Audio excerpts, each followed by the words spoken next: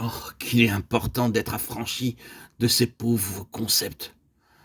C'est un état de choses malheureux, celui de l'adhésion à un enseignement, une doctrine, à des interprétations accepte parce qu'elles correspondent à notre manière de voir les choses. Oh mon Dieu, oh Seigneur, délivre-nous de tout cela. Pour être introduit là où il est question de la vie que Dieu a réellement donnée, formée en vous, premièrement, il nous réduit en poudre et ensuite il nous reconstitue sur la base d'un nouveau principe spirituel. Et c'est ce qui s'exprime dans le ministère prophétique. Ce qui est dit procède de ce qui a été fait en vous. Et cela peut être depuis des années. Si vous vous posez la question, qu'est-ce donc un prophète? C'est une vie. Le ministère prophétique est une vie, non pas une doctrine. Qu'est-ce que la fonction prophétique? Dieu saisit un vase, qui peut être individuel ou collectif. La fonction du ministère prophétique peut s'exprimer par le moyen d'une nation, comme cela fut le cas pour Israël. Et il fait passer ce vase par une profonde expérience, brisant, détruisant, désillusionnant, révolutionnant entièrement les concepts. Nous voyons bien dans la vie de ces vases une merveilleuse capacité à être enseigné, ajusté. Tout ce qui était seulement objectif, l'œuvre de Dieu, la vérité divine, l'orthodoxie, le fondamentalisme, tout ce qui avait été saisi de manière extérieure, légaliste, tout doit être traité, brisé. Il doit y avoir une nouvelle conception, un nouveau regard sur les choses. Non plus un système formel, quelque chose d'extérieur à nous-mêmes, que nous saisissions, mais une chose introduite et formée intérieurement dans le vase. Ce qu'est le vase, le ministère l'est donc aussi, et non pas ce qui a été assimilé de la doctrine pour en faire un enseignement. Voyez-vous, ce que signifie la loi de la fonction prophétique, c'est que Dieu est des vases ouins, en accord avec la vérité proclamée, à cause d'une réelle expérience. Chaque atome de vérité qu'il proclame a sa contrepartie dans leur histoire. Ils sont allés dans les profondeurs et ils ont été sauvés par cette vérité. C'est leur vie, c'est pourquoi elle fait partie de leur personne. C'est cela la nature du ministère prophétique. Un prophète est tolérant et sans compromis. Le changement qui s'est opéré dans la vie de Moïse peut aussi se voir dans celle de Samuel. Je pense que Samuel est un des plus beaux caractères de l'Ancien Testament. Il est appelé prophète.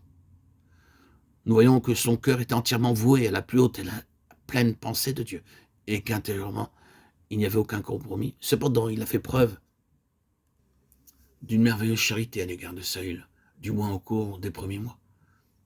Il semble que cette période n'ait pas dépassé un an, la première année du règne de Saül, durant laquelle il semblait être sur la bonne voie. Toutefois, vous devez vous souvenir que Saül typifie la négation du principe le plus élevé, le gouvernement direct et immédiat de Dieu. Un tel gouvernement, Israël l'a rejeté en faveur d'un roi, établi sur nous un roi pour nous juger, comme il y en a chez toutes les nations. Ont-ils dit, Dieu a déclaré à Samuel, ce n'est pas toi qu'il rejette, c'est moi qu'il rejette. 1 Samuel 8, 5, 7. La royauté est un principe divin en tant que la prophétie, le monarque représentant la pensée du gouvernement divin. Et là, mais avec Saül, c'est un niveau très inférieur que nous voyons. Avec lui, la divine pensée est rabaissée au niveau du monde, comme toutes les nations. C'est la pensée divine, mais appropriée par un homme charnel rabaissé au niveau des nations. Et Samuel le savait. Dans son cœur, il ne pouvait pas l'accepter et il s'en plaint auprès de Dieu. Il était opposé à cela, car il voyait ce que cela signifiait. Toutefois, il est resté charitable envers Saül aussi longtemps qu'il a pu l'être. Pourquoi dis-je cela? C'est parce qu'il existe un contexte aujourd'hui qui lui est semblable. Les choses divines ont été appropriées par des hommes de manière charnelle et abaissées au niveau du monde. Le gouvernement direct du Saint-Esprit a été remplacé par des comités, des conseils d'administration et ainsi de suite. Les hommes ont pris la main, le gouvernement dans les choses divines, et les conduisent à la place de Dieu. L'enseignement du Nouveau Testament concernant le jeûne, la prière, pour s'assurer de la pensée de Dieu est bien peu expérimenté. Il est donc compréhensible que ceux qui sont spirituels, qui connaissent, qui voient, qui comprennent, ne puissent pas accepter cela. Mais ils doivent être très charitables. Comme un véritable prophète, Samuel aurait été charitable autant que cela lui a été possible jusqu'à ce que cela soit manifestement et volontairement une prise de position de désobéissance à la lumière reçue.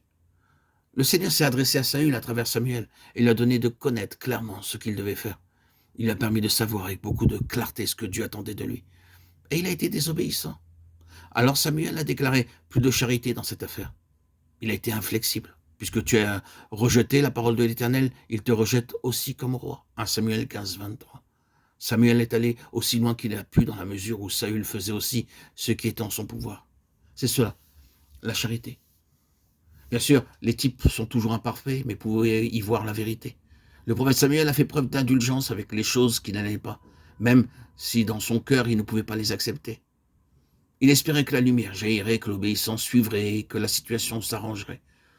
Nous devons être très charitables à l'égard de tout ce que nous pouvons désapprouver. Moïse a dû l'apprendre, il l'a expérimenté.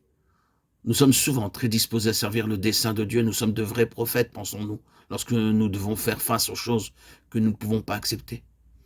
Dans notre zèle, nous sommes iconoclastes, cherchant à détruire ce qui est offensant. Le Seigneur dit, cela ne doit pas être ainsi. Dans tout ce que nous avons dit, nous avons mis l'accent sur une chose, c'est que le ministère prophétique est une fonction.